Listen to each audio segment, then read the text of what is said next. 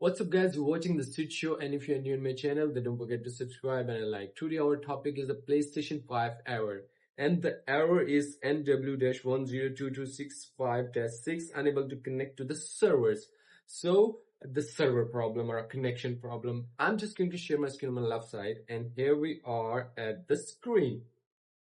Look at that. Here we go to settings, and then go to the network, view PlayStation network status. So must check the status. Sometimes the server is down and doing maintenance, and you get here green. If you get the red option here, you just wait, so we'll fix this up automatically because undergoing maintenance. If you get the green, then you have a local internet problem. So you set here the frequencies, advanced settings. If you're using a Wi-Fi, DNS settings, you can change it manually. MTU settings, you can change it manually, but 1500 is a good and okay.